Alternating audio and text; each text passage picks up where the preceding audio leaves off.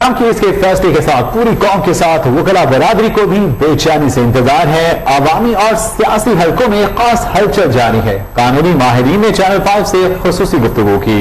मजीद जानते हैं जमीर हुसैन जमीर की इस रिपोर्ट में।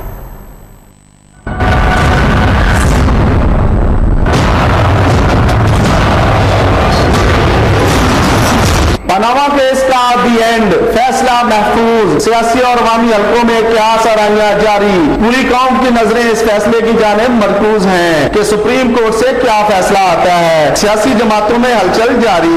पूरी कौम की तरह वुकला बरादरी भी बेचैनी से फैसले के इंतजार में है। चैनल 5 से वुकला ने खुसूसी गुफ्तगू की और मिले जुले मौक़िफ़ से आगाह किया। जो जेआईटी ने मटेरियल प्लेस किया उसकी रोशनी में उन्होंने नैब का रेफरेंस भेजा जाए या नहीं जाए वो देखना है। और इससे भी बहुत सा अहम सवाल है कि क्या अहल करके नैब का रेफरेंस भेजा जाए या नैब का रेफरेंस अहली के बगैर भी भेजा जा सकता है।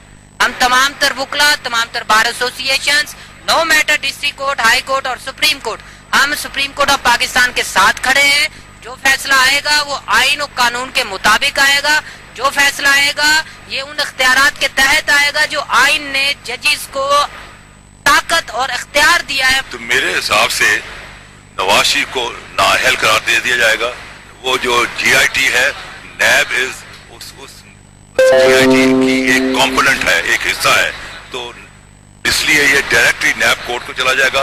वो सजा भी मुतय्यन करेगी, वो जुर्माने भी लगाएगी, लेकिन जहां तक अहलियत का ताल्लुक है वो सुप्रीम कोर्ट खुद फैसला करेगी।